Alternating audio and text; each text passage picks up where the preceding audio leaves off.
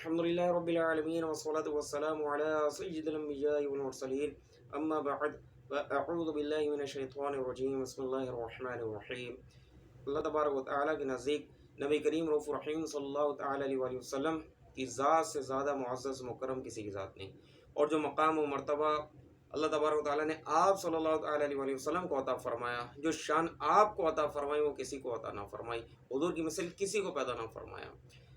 آپ صلی اللہ تعالیٰ علیہ وآلہ وسلم کے فضائل و مناقب اللہ تبارک و تعالیٰ نے قرآن کریم میں مختلف مقامات پہ بیان فرمائے، اور جو کفار کی طرف سے آپ کو ایذا پہنچائی جاتی اور آپ کی شان گستاخیاں کی جاتی تو اللہ تبارک و تعالیٰ خود ان کا جواب عطا فرماتا، حتیٰ کہ آپ کی زوجہ ام المؤمنین سیدہ صدیقہ طاہرہ عائشہ رضی اللہ تعالیٰ عنہا پر جب الزام لگا، تہمت لگی، تو اللہ تبارک و تعالیٰ نے سورۃ النور کی 17 آیات آپ رضی اللہ تعالیٰ عنہا کی برات میں نازل فرمائی۔ اور جب نبی کریم صلی اللہ تعالیٰ علیہ وآلہ وسلم کا وصال ہو گیا اور وحی کا سلسلہ منقطع ہو گیا، تو ان 1400 سال میں وہ لوگ جنہوں نے نبی کریم صلی اللہ تعالیٰ علیہ وآلہ وسلم کی عزت پر سچے غلاموں کی طرح پہرا دیا، اور آپ صلی اللہ تعالیٰ علیہ وآلہ وسلم کی شان بیان کرنا، آپ علیہ الصلوۃ والسلام کے فضائل بیان کرنا ان کی زندگی کا وتیرہ تھا، اور وہ اپنے بعد آنے والے لوگوں کے لیے مثالی شخصیت بن گئے کہ ان کے بعد والے ان کے عشق رسول کی مثالیں دیتے اور ان کو اپنا امام مانتے ہیں، اور ان کے نشان قدم پر چلنا، ان کو فالو کرنا، ان کی پیروی کرنا، ان کی اطاعت کرنا اپنے لیے باعث سعادت سمجھتے ہیں، ان کو اپنے لیے مشعل راہ سمجھتے ہیں۔ تو ایسے لوگوں میں ایک بڑا نام سیدی اعلیٰ حضرت مولانا شاہ امام احمد رضا خان رحمۃ اللہ تعالیٰ علیہ کا ہے۔ آپ بہت بڑے عاشق رسول ہیں، آپ کی تحریر عشق رسول میں ڈوبی ہوئی ہے، آپ نے بکثرت نعتیہ کلام لکھے، اور اس نعتیہ کلام کے مجموعہ کا نام حدائق بخشش ہے۔ آپ رحمۃ اللہ تعالیٰ علیہ نے کوئی ایک نیا فرقہ یا نیا عقیدہ ایجاد نہیں کیا، بلکہ آپ کا عقیدہ وہی تھا جو قرآن و حدیث کے مطابق ہے۔ آپ اسی طریقے پر تھے، اسی راستے پر تھے جس پہ صحابہ کرام، تابعین، تبع تابعین، ائمہ اربعہ اور دیگر اولیاء کاملین تھے۔ اب اگر میں نام گنواؤں جن کو ہم جانتے ہیں، جو پاک و ہند میں جو مشہور ہیں، جیسے حضور دادا گنج بخش علی اجمیری، اور حضور سیدی غوث پاک شیخ عبدالقادر جیلانی، اور سیدی خواجہ غریب نواز، مجدد الفسانی، اور دیگر اولیاء کرام نے جو راستہ بتایا، جو طریقہ بتایا، جو ہدایت کی راہ لوگوں کو واضح کر کے بتائی، اسی راستے پر سیدی اعلیٰ حضرت مولانا شاہ امام احمد رضا خان رحمۃ اللہ تعالیٰ علیہ تھے۔ جن لوگوں نے آپ کی کتابوں کو پڑھا ہے، جنہوں نے آپ کو سمجھا ہے، وہ یہ جانتے ہیں کہ آپ رحمۃ اللہ تعالیٰ علیہ کوئی ایک نیا فرقہ یا نیا عقیدہ لے کر نہیں آئے تھے، بلکہ جس پر سلف صالحین قائم تھے اسی پر قائم رہے، اور جو لوگ حضور نبی کریم صلی اللہ تعالیٰ علیہ وآلہ وسلم کی شان میں گستاخیاں کر رہے تھے، بے ادبیاں کر رہے تھے، ان کے رد میں آپ نے جوابات تحریر فرمائے، اپنے فتوے تحریر فرمائے، رسائل تحریر فرمائے۔ آپ نے ایک رسالہ لکھا، تجلی الیقین بان نبینا سید المرسلین۔ اس رسالے میں اس رسالے کو تحریر کرنے کا مقصد یہ تھا کہ ایک سائل نے یہ سوال کیا تھا کہ قرآن و حدیث سے دلائل دیجئے کہ اللہ کے رسول صلی اللہ تعالیٰ علیہ وآلہ وسلم تمام نبیوں سے اور ساری مخلوق سے افضل ہیں۔ تو آپ نے قرآن و حدیث سے اور اقوال صحابہ سے بکثرت دلائل تحریر فرمائے، تو میں اس کو مختصر کر کر آپ کے سامنے پیش کرتا ہوں تاکہ آپ کا ذوق قائم رہے، اور آپ کو یہ معلوم ہو کہ حضور سیدی اعلیٰ حضرت نبی کریم صلی اللہ تعالیٰ علیہ وآلہ وسلم سے کیسا عشق رکھتے تھے، اور آپ رحمۃ اللہ تعالیٰ علیہ کو اللہ تبارک و تعالیٰ نے کتنا علم عطا فرمایا تھا۔ آپ لکھتے ہیں، اور قرآن کریم کی سورہ آل عمران کی آیت سے آپ نے ابتدا فرمائی کہ جس میں اللہ تبارک و تعالیٰ فرماتا ہے وَإِذْ أَخَذَ اللَّهُ مِيثَاقَ النَّبِيِّينَ، کہ اللہ تعالیٰ نے تمام انبیاء کرام علیہ الصلوۃ والسلام سے عہد لیا۔ کیا عہد لیا؟ کہ جب میں تمہیں کتاب اور حکمت دوں، اور تمہارے پاس وہ رسول آئے جو تمہارے پاس ہے اس کی تصدیق کرے، تو تم ضرور اس پر ایمان لانا، ضرور بالضرور اس پر ایمان لانا اور اس کی مدد کرنا۔ چنانچہ حضرت آدم علیہ السلام سے لے کر حضرت عیسیٰ علیہ السلام تک تمام انبیاء کرام علیہ السلام نے حضور کے چرچے کیے، حضور کا ذکر خیر کیا، اپنی امت کو تلقین کی کہ جب یہ رسول تم میں تشریف لائیں تو ان پر ایمان لانا، ان کے طریقے پر عمل کرنا، اور ان کی اتباع کرنا، ان کی مدد کرنا۔ اور پھر سیدی اعلیٰ حضرت نے مسند امام محمد کے حوالے سے ایک حدیث نقل فرمائی کہ اللہ کے رسول صلی اللہ علیہ وآلہ وسلم فرماتے ہیں کہ قسم اس ذات کی جس کے قبضہ قدرت میں میری جان ہے، اگر موسیٰ حیات ہوتے تو ان کو میری پیروی کے علاوہ چارہ نہ ہوتا، یعنی ان پر لازم ہوتا کہ شریعت محمدیہ پر عمل کریں، جیسا کہ حضرت عیسیٰ علیہ السلام قبل از قیامت دنیا میں تشریف لائیں گے، آسمان سے نزول فرمائیں گے، تو حضور نبی کریم صلی اللہ تعالیٰ علیہ وسلم کی شریعت پر عمل کریں گے، باوجود ہی کہ آپ نبی ہیں لیکن آپ اس طریقے پر عمل کریں گے، اس طرح نماز پڑھیں گے جس طرح اللہ کے رسول صلی اللہ تعالیٰ علیہ وسلم نے نماز پڑھی، اور ان احکام پر عمل کریں گے جو احکام نبی کریم علیہ الصلوۃ والسلام نے بیان فرمائے۔ پھر اس کے بعد اللہ تبارک و تعالیٰ کی اس آیت کا ذکر فرماتے ہیں وَمَا أَرْسَلْنَاكَ إِلَّا رَحْمَةً لِّلْعَالَمِينَ، یعنی کہ ہم نے آپ کو نہ بھیجا مگر سارے عالم کے لیے رحمت بنا کر۔ عالم اللہ کے سوا جو کچھ ہے اس کو عالم کہا جاتا ہے، تو انبیاء کرام بھی عالم میں داخل ہیں۔ تو جس کو بھی اللہ کی رحمت ملی ہے، نعمت ملی ہے، اللہ تعالیٰ نے جو بھی جس کو نعمت اور رحمت عطا فرمائی ہے وہ حضور کے توسل سے، حضور کے صدقے میں ملی ہے۔ دینے والی ذات اللہ تبارک و تعالیٰ کی ہے اور ملا حضور کے دروازے سے ہے۔ اور قرآن کریم میں اللہ تبارک و تعالیٰ نے دیگر انبیاء کرام علیہ الصلوۃ والسلام کو ان کا نام لے کر پکارا ہے، جیسے یا ابراہیم، یا موسیٰ، یا عیسیٰ، یا نوح۔ لیکن جب نبی کریم صلی اللہ علیہ وآلہ وسلم سے خطاب فرمایا تو آپ کے اوصاف کے ساتھ آپ کو ذکر فرمایا، یا ایھا النبی، یا ایھا الرسول، یا ایھا المدثر، اور امت کو حکم دیا کہ لا تجعلوا دعاء الرسول بینکم کدعاء بعضکم بعضا، کہ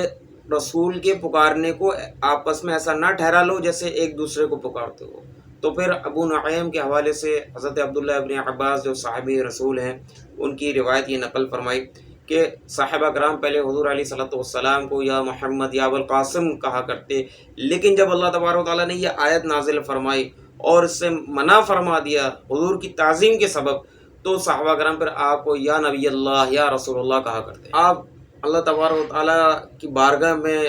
حضور نبی کریم صلی اللہ علیہ وآلہ وسلم کی محبوبیت کا ذکر فرماتے ہیں کہ اللہ تبارک و تعالیٰ حضور کی رضا کے مطابق کیسے احکام بیان فرماتا ہے، کہ جیسا کہ قرآن کریم میں ہے کہ جب مسلمان قبلہ اول بیت المقدس کی طرف رخ کر کر نماز ادا کیا کرتے ہیں، لیکن حضور کی خواہش تھی کہ لوگ خانہ کعبہ کی طرف رخ کر کے نماز پڑھیں، تو اللہ تبارک و تعالیٰ نے سورۃ البقرہ کی آیت نازل فرمائی فَلَنُوَلِّيَنَّكَ قِبْلَةً تَرْضَاهَا، تو ہم آپ کو ضرور اس طرف پھیر دیں گے جس میں آپ کی رضا ہے۔ تو حضور کی رضا کے مطابق اللہ تبارک و تعالیٰ نے یہ حکم نازل فرمایا، اور پھر مسلمانوں کو کعبہ کی طرف جو ہے خانہ کعبہ کی طرف رخ کر کے نماز پڑھنے کا حکم ارشاد فرمایا۔ اور جب سورۃ الاحزاب کی ترجی من تشاء والی آیت نازل ہوئی تھی تو صدیقہ طاہرہ عائشہ رضی اللہ تعالیٰ عنہ نے عرض کی کہ میں دیکھتی ہوں کہ اللہ تعالیٰ آپ کی خواہش کو پورا کرنے میں جلدی فرماتا ہے۔ تو اب آپ یہ دیکھیے اللہ تبارک و تعالیٰ کی بارگاہ میں حضور نبی کریم صلی اللہ تعالیٰ علیہ وسلم کو کتنا بڑا مقام حاصل ہے، کتنے بڑے محبوب ہیں حضور علیہ صلاۃ والسلام اللہ تعالیٰ کے، کہ حضور کی رضا کو پورا کرنے، حضور کی خواہش پورا کرنے میں اللہ تبارک و تعالیٰ جلدی فرماتا ہے۔ اور اللہ تعالیٰ فرماتا ہے عَسَىٰ أَن يَبْعَثَكَ رَبُّكَ مَقَامًا مَحْمُودًا، قریب ہے کہ آپ کا رب آپ کو مقام محمود پر بھیجے گا۔ تو صحابہ کرام علیہ رضوان نے عرض کی کہ وہ مقام محمود کیا ہے؟ تو حضور علیہ صلاۃ والسلام نے فرمایا شفاعت۔ یہ شفاعت کبریٰ کیا ہے؟ جب ہم یہ پڑھتے ہیں یا سنتے ہیں تو ہمارا ایمان تازہ ہو جاتا ہے۔ سیدی اعلیٰ حضرت شاہ امام محمد رضا خان رحمۃ اللہ تعالیٰ علیہ نے اپنے اس رسالے میں تفصیل کے ساتھ احادیث کی روشنی میں اس واقعے کو ذکر فرمایا۔ میں آپ کے ذوق کے لحاظ سے کہ آپ کے ذوق و شوق میں اضافہ ہو اور حضور نبی کریم صلی اللہ تعالیٰ علیہ وسلم کے عشق میں اضافہ ہو، اس کے لیے اس کو مختصر کر کے پیش کرتا ہوں، اور لیکن آپ کو تفصیل سے اگر پڑھنا ہو تو یہ اعلیٰ حضرت کا یہ رسالہ ضرور پڑھیے۔ یہ فتح رضویہ جلد 30ویں یعنی 30ویں جلد میں موجود ہے، 30th میں۔ چنانچہ حدیث شریف میں آیا کہ میں قیامت کے دن تمام انسانوں کا سردار ہوں۔ اور پھر صحابہ کرام علیہ رضوان سے پوچھا کہ کیا تم جانتے ہو کیسے؟ صحابہ کرام علیہ رضوان نے عرض کی کیسے یا رسول اللہ؟ تو آپ علیہ صلاۃ والسلام نے پھر اس شفاعت کبریٰ والی حدیث بیان کی جس کو بخاری، مسلم اور دیگر محدثین نے روایت کیا ہے، اور میں آپ کو ابھی عرض کرتا ہوں اس کا خلاصہ کہ مخلوق کا جب حساب کتاب ابھی شروع نہیں ہوا ہوگا اور میدان محشر میں سب لوگ جمع ہوں گے، لوگ پریشان حال ہوں گے، کفار اپنے پسینے میں ڈوبے ہوئے ہوں گے، اور لوگ چاہیں گے کہ جو ہے نا ان کا حساب کتاب شروع ہو اور ان کا جلد فیصلہ ہو اور ہم اس تکلیف سے نجات پائیں، تو وہ جو ہے کسی شفیع کو ڈھونڈیں گے تاکہ وہ اللہ تعالیٰ کی بارگاہ میں ان کی شفاعت کرے اور ان مشکلات